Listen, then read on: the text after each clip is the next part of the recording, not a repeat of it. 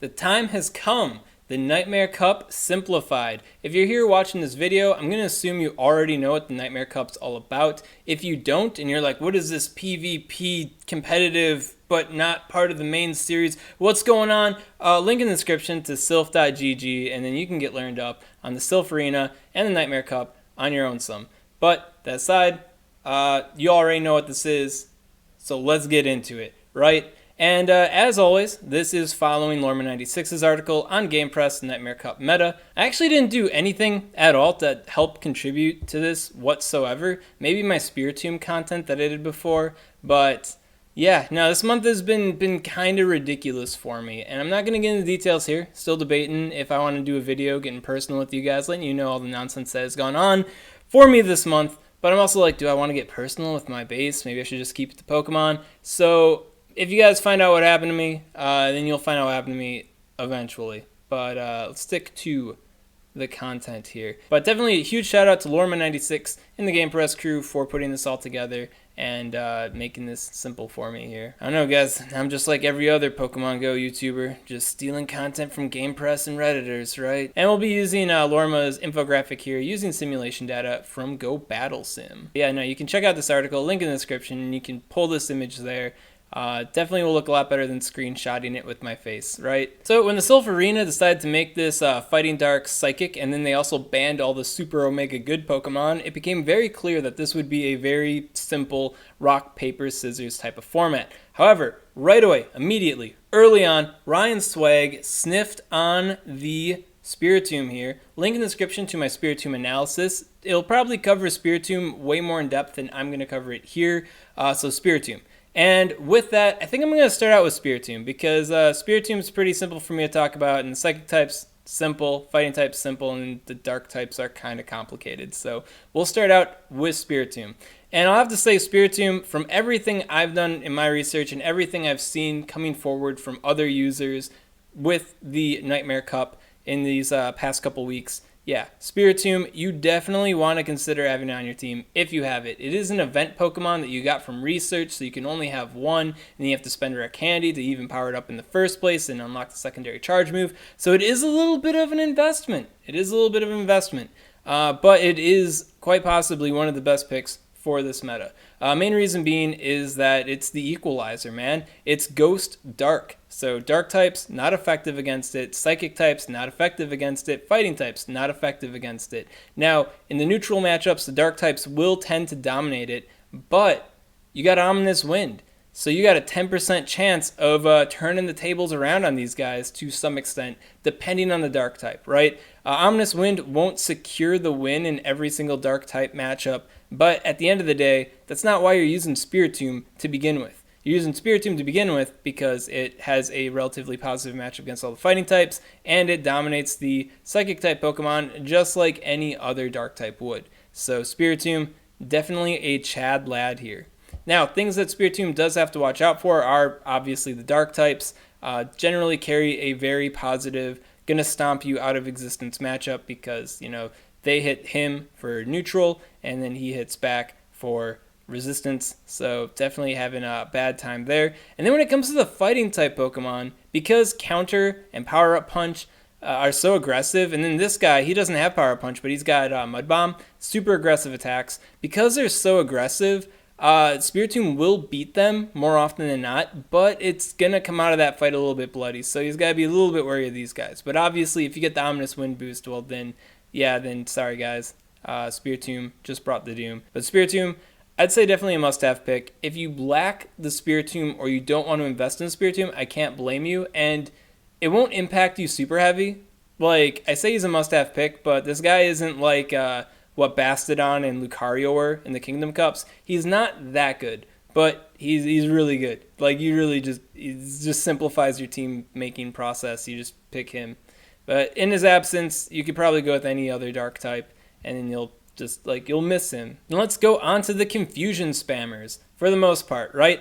And I'd say the Daddy Mac of the Confusion Spammers doesn't even spam Confusion for its optimal moveset, and that's Xatu. Yeah, Xatu insane with Air Slash. Because even though, yeah, the Confusion is technically a stronger attack, Air Slash still beats these guys. Air Slash allows it to hit these guys for unresisted damage, except for Bronzong, of course, but you are resisting their confusion spam. And then Air Slash allows you to slap these guys. They're still probably going to beat you, but you're going to hurt them a little bit more with that Air Slash, right? Then added bonus to the Xatu is you got Ominous Wind. So if you weren't already getting some sort of niche advantage over your other confusion, psychic type spamming friends with the Air Slash, well, now you also have Ominous Wind, so they're not going to like that either. So I'd say if you are preparing a Nightmare Cup team, or you're looking at one Pokemon or another for your Nightmare Cup team, Xatu, absolutely must-have pick on your team. Other cool thing it has going on is it does hurt the Shiftry, resists its attack, the Razor Leaf spam that you have to be watch out for because it's super deadly. These guys kind of care about Shiftry. This guy absolutely does not care about Shiftry. So another really powerful reason to use Xatu. Other good Psychic type to consider is also the Hypno. Hypno is the thickest Psychic type Pokemon. And if you are blessed and you have the Legacy moves, Legacy Shadow Ball, very powerful, allowing you to maybe get the one over on the other Psychic types here. But Xatu's already got that kind of an Ominous Wind, so Hypno, maybe not, right? But he does have the Confusion spam, and I'd say overall is the best Confusion spammer if that's your goal. Like if Xatu with Confusion versus Hypno with Confusion, I'd say I prefer having the Hypno on my team if you have the Legacy Shadow Ball. Obviously, if you don't, include other Pokemon on your team. But Psychic type role definitely locked down by the Xatu here in a really good way. Then we got Claydol, and Claydol's main shtick is being ground type, so Alolan Raichu, very powerful Pokemon in this meta that I'm going to cover in a little bit here. And this guy just says no. It says no to Raichu. Raichu can't do anything. So if you are fearing the little mouse here, and just bring this guy in, and you got less things to worry about. Overall, I don't think Claydol is like a must-have pick or anything super threatening, but if you do have Alolan Raichu concerns, well, bam, settled. And you got Bronzong, and Bronzong's big deal is that it's Steel type, so you do have a bunch of resistances. Some of these Dark type Pokemon here, they like to use Rock or Normal or Poison type attacks. This guy doesn't really care about them. And then you also have double resistance to the Psychic type attacks, so the Confusion spam not really bothering you as much as your Confusion spam might bother them. So that's also another good point for the Bronzong. So the Bell of Doom was good in Kingdom Cup, pretty decent here too. I can't say it's a must-have pick, though, because, like, you know, these two guys, they got Ghost-type attacks, so who's going to win that war? And then finally, for the Psychic-type crew, even though it is a mold breaker, we have Alolan Raichu. And the big thing with Alolan Raichu is that it has Electric-type spam. Yeah, so you guys remember how awesome using Thundershock and Thunderbolt was before they nerfed Thunderbolt? Well, that dream is kind of alive in Alolan Raichu with Spark and Wild Charge. And also Thunder Punch. Yeah, Thunder Punch, hella fast. Wild Charge, very strong. So a Pokemon that you would strongly want to consider for your team. Lorma here says that it is a top threat and maybe a staple on many teams, and I'd have to agree with that assessment. Big problem that Alolan Raichu has, though, is Dark-type attacks just kind of rip right through it. So some concerns there for Alolan Raichu. And I'm going to get into Toxicroak in the fighting types in just a little sniplet here, but yeah, the Mud Bomb, Alolan Raichu does not appreciate the Mud Bomb. So Fast and Furious, Alolan Raichu, but some of the top picks in this meta are going to give it some trouble, so use it cautiously. Another cool advantage to Alolan Raichu is that unlocking its secondary charge move is relatively cost effective. So if you want a really powerful threatening budget pick, you don't know what else to pick for your team, you want that 6 slot covered, well then maybe just pick Alolan Raichu. You don't even have to think about it. You just got to use Thunder Punch to bait the shields and then Wild Charge to ruin their soul. And there you go. Now let's move on to the fighting type Pokemon. And if Xatu was the daddy Mac of the psychic type Pokemon, well, Toxicroak is the daddy Mac of the fighting type Pokemon, boasting similar swag to what it had in the Twilight Cup with the poison types. Basically, this Chad Amphibian over here resists its brother's attacks. Because if I'm spamming counter, which is all powerful, and you're spamming counter, which is all powerful, but I'm resisting your counter, well, who's going to win that war? And then when it comes to the dark type Pokemon over here, yeah, you still got counter. So you don't really need any power up punch to take those guys out, right? Now, obviously, a big detriment to the Toxicroak is the fact that it's poison and fighting, so one confusion just kind of auto deletes this guy. But the thing is that the confusion spammers are still going to be deleting these guys regardless. So it's like, yeah, you lose kind of extra hard to confusion. You're going to lose extra hard to confusion anyways. So now you're fulfilling your role as a fighting type while also beating the other fighting type Pokemon. It sounds very similar to Xatu, doesn't it? So Toxicroak, definitely a must-have. So bam, I just built half your team. Spiritomb, Xatu, Toxicroak, you're set. Now for the other fighting type Pokemon, the ones that have the power-up punch, we have Hitmonchan here. And Hitmonchan has the same swag that it always has had, and that it does have the elemental punches. So you never know exactly what's coming. Is it Ice Punch, ready to wreck your Xatu and your Claydol here? Is it Thunder Punch, ready to, I don't know, wreck your Xatu and your frog? The other frog. The electric weak frog. What's its name? Poliwrath? Yeah, Poliwrath. Bam. Or you got Fire Punch, which just wails on exclusively Bronzong. I mean, I guess it also hits Shiftry, but you're kind of already beating Shiftry, so it doesn't even matter. Like Ice Punch too, whatever. Yeah. So Hitmonchan sounds pretty good on paper. Does have that alternative coverage to mess things up. I think the big problem it has always had, and still has to this day though, is that it's a bit frail. So if you already have it, you might want to use it, but I think at the end of the day, it's going to run into too many problems, and Toxicroak is just going to do it better. We got Poliwrath here, the Anger Frog. We got the Cool Frog, and then we got Anger Frog. So Anger Frog, if you've got Mudshot, super aggressive, really fast power-up punches, blazing Pokemon here, but that is a legacy move. So if you are without it, then you kind of have to rely on Bubble. Bubble, a little awkward, right? I think this guy's solid, very powerful Pokemon. Even without Mudshot, you might want to consider it for your team as your secondary fighting type. I think I'd side with it a little bit more than I would with the Hitmonchan. Bubble damage, just neutral to just generally everything. Mudshot, neutral, maybe even effective against a lot of things. And then Power Up Punch, super aggressive. For the final move, you could go with Ice Punch so you can get some counter coverage in and a fast kind of neutral hit. Or you can go with Hydro Pump for that surprise nuke. You'd be surprised how many people don't expect to get hit in the face with Hydro Pump, which is why it's a surprise nuke. Takes out tons of stuff in the meta, especially if you got one power-up punch boosting it too. It's like Tentacruel, maybe a little bit less tanky, kind of, but still has that Omega powerful threat right behind its Hydro Pump. Then over here we got the Mold Breaker Lucario, and just kind of an awkward Mold Breaker again because it kind of deserves to be in this group. But Lucario's got issues, and that issue is that it's sub-Steel type. So the swag with Steel typing is that you don't go down to the Psychic types super quickly, and then Lucario also has the Shadow Ball, so you do pack some threat on the Psychic type Pokemon as well, but you're sub-Steel type. So all these other fighting type Pokemon, they're just going to give you a really, really hard time. Yeah, you're just going down to them. Like Lucario comes out and you lose. I mean, in the Kingdom Cup, freaking Blaziken here just hits it with counter and wins. Now we got these counter users that can do other things. Like, I'm sorry, Lucario, not a good time. Not a good time. But the main swag, though, is you do have the Shadow Ball. Could help you out. And then finally, we got the little Shadow, the Ghost of Blaziken, hiding behind the fighting type Pokemon.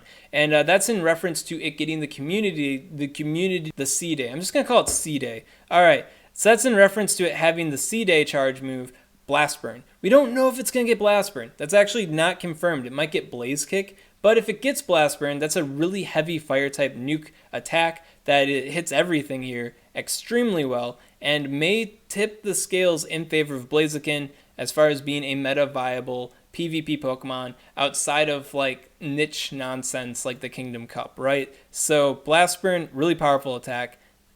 At the end of the day though, Blast Burn is pretty slow, relatively slow, might be too slow. So keep that in mind if you're thinking about Blaziken. Then finally, we got the Dark type Pokemon over here. Starting out, we got Drapion. Drapion is like the Dark type Chad, just spamming Bite, ripping through the Psychic types like none other. Also has the Aqua Tail to hit things for neutral damage, so that's also pretty cool. And then if you want to get a little spicy, you can use Infestation, get an effective hit on your brothers, while also getting an effective hit on the Psychic types, so that could also work out. At the end of the day, I really don't feel too hot on Drapion though. I never have. And I know that a lot of like pro PvP players, they love the Drapion, and I'm not feeling it. I think one thing that might be in favor of the Drapion, especially in this cup, is the fact that Bite is super fast, super aggressive, and you do have the Aqua Tail for the, hitting everything for neutral except for, I guess, Shift Tree and this guy here type damage. But at the end of the day, I don't know. Maybe I'm just not a fan of Bite. You could consider it for your team. A lot of people do love it, and they say it works well. But the data really isn't backing it up so well for me. So use it cautiously. If you're in the Drapion crew, then you're already in the Drapion crew, whatever I say. So yeah, if you're on the fence about it, maybe air some more caution. Or maybe look at some other sources. They might know stuff about Drapion that I don't. But I don't feel the Drapion super well. Then moving on, we got Alolan Muck. And Alolan Muck has Acid Spray. That is the claim to fame, the swag of this guy. And it also got buffed with Snarl. So this guy's doing Bite spam while you're using Snarl spam, which is like effectively as good as Bite spam is. A little bit more energy gains too. And then the trick to this guy is Acid Spray. Yeah, lower those defense stats and then just maul on them. Or beat a Psychic type Pokemon, have an Acid Spray already charged, and then when something comes in to counter you, just spray them. And just, sit back and know that they're going to have a miserable time. Yeah, so I think he's pretty good. I don't know, the trick is nice, but like he's a little bit too slow.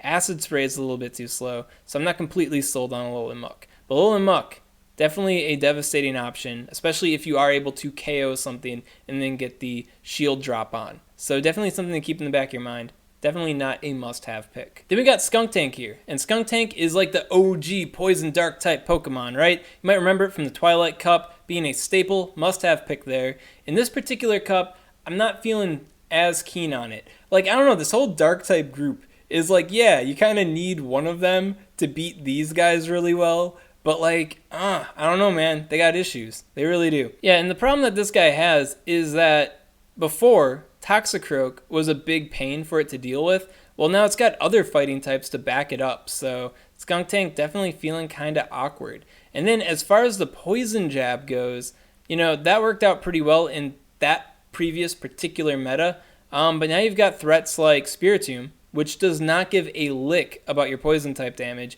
and then Bronzong, who probably gives even less of a lick about your Poison type damage. So now the Poison Jab, which was helping you out before, might be helping you out a little bit less here. So, I don't know. Risky pick? I still think Skuntank's pretty good. And if I had to choose between these three Pokemon here, the three Poison Darks, I'd say Skuntank is definitely the most consistent of the three for its particular role. Another cool thing about it too is that Poison type damage from the Poison Jab. Even though it's not so hot as it used to be, as it was in the Twilight Cup, does help you out against the Shift Tree. So that's also a nice thing to think about. And in general, the Poison Darks, while I'm not super hot on them in general, big claim to fame to them are that they can deal with the Shift Tree pretty well because, the Shift Tree's hitting them for resistance, and then they've got Poison type damage to kind of threaten this guy, except for, I guess, Alolan Muck might be a little bit awkward for it, but team comp things to worry about. That's for you to worry about, not me, right? Yeah. Now, moving on. Let's cleanse ourselves from the poison typing. We got the other dark types. Starting out, we got the pure one, completely cleansed darkness, and that's Umbreon. And Umbreon's cool for the same reasons that it's always been cool. Pure dark type Pokemon, super thick, mega tanky stats, but same problems that it had in the Twilight Cup, which is alternative coverage, might be able to whale it down, especially from like freaking Raticate here, definitely giving it some trouble. So, and then the fighting types, just delete this guy. So when you use Umbreon, you're using Umbreon to just give a big no to this guy here and to the Confusion Spamming crew, and Xatu included. He's also there. But aside from doing those two particular jobs, which these guys already do, kind of takes the L to them. So Umbreon, you're the most pure dark type in this group, but I'm not feeling it. I'm not feeling it. The only way you can maybe stand a chance against the rest of your friends here is if you've got the Community Day move, Last Resort. But even then, it's kind of questionable if this guy will come out on top. So Umbreon, if you already got one and you got the right move and it's at the right level and everything like that, you might want to consider it for your team. But it does have issues against its brethren. So just keep that in the back of your mind. you may want to consider the alternative option, right? The Alolan Raticate. And the Alolan Raticate has the same swag that it had before. Yeah, it's super budget option. Like catching it, putting the candy into it, unlocking the second charge move, very cost effective, sort of like another mouse that we might know, Alolan Raichu, right? So yeah, Alolan Raticate, really awesome for that. And then because it uses the normal type fast move, it's able to wail down on the other guys. Like what are you gonna do? Like freaking Umbreon, ooh, I'm the cool tanky dark type Pokemon, I'm so awesome. What are you gonna do against Alolan Raticate? Like Umbreon's at a party, Alolan Raticate shows up, slaps its girlfriend's butt, looks it in the eye. What's Umbreon going to do? Umbreon's going to step down. Umbreon's just going to let it happen. Because guess what? Alolan Raticate owns the Umbreon. So, sorry Umbreon, you don't have a normal type fast move. You got a dark type fast move and you're resisted. And that's all it takes to not be so hot. But, you know, in the sea of dark types, there's always a bigger fish. And I'm not talking about Shiftry here. No. Talking about the dad. And the dad is Tyranitar. I don't know why Lorma96 didn't include Tyranitar on the infographic, but if you're wondering what the best dark type Pokemon is for this cup, aside from Spiritomb, I guess, doesn't count your Ghost Dark, right? Dark type.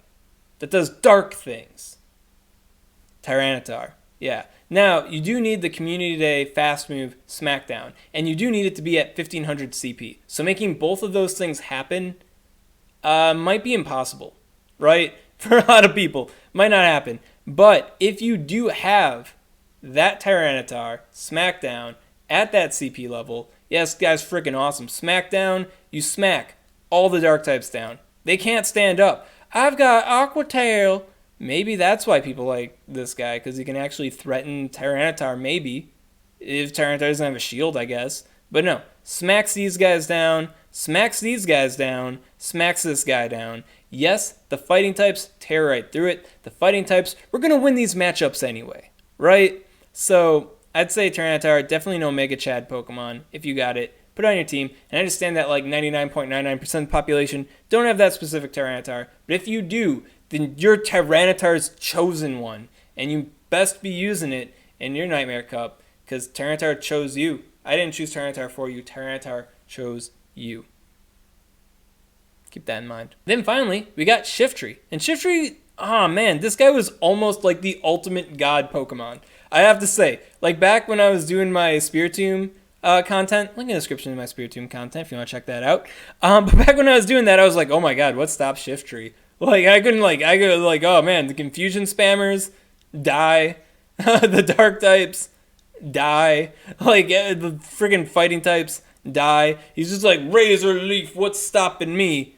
But then the heroes emerged, and the heroes just happen to be staples. So Xatu does not care about this guy. Toxicroak kind of cares. Ultimately, overall, does not care about this guy. So the equalizers. And I think these two are like Omega staples that every team is going to want to have no matter what.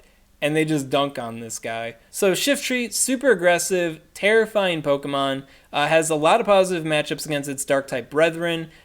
Just destroys Spiritomb. And destroys the Confusion users that aren't named Xatu pretty well. And packs a lot of threat on the fighting types that don't resist it. So Shiftry, you may want to consider it for your team, but I can easily see why you wouldn't want a Shiftry. I can easily see why. And the reason why is because Xatu and Toxicroak should be, and likely will be, everywhere. So, does pack some risks. And then finally for the mold breakers, Lorma included Murkrow. I think Murkrow is a cute, cheeky option.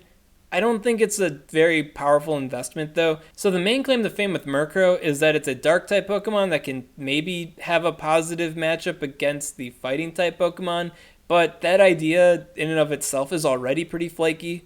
And then the other dark type Pokemon just bully the heck out of Murkrow. And Murkrow is like one of the few dark types that actually doesn't do Spiritomb super well. So that's also kind of awkward. So, I don't know. I'm not super sold on Murkrow, but it could be a fun option for your team. So you can find all this information on the article on GamePress. If you got any questions on this content, comment below, let me know what's up, and I'll be happy to help you out. Big takeaway though, Spiritomb, awesome Pokemon. Every team's going to want to have them. Xatu and frickin' Toxicroak here. Definitely must-have picks for this cup. Everything else, well, that's up for you to decide. Use your own thinking brain. The table is set. Swag.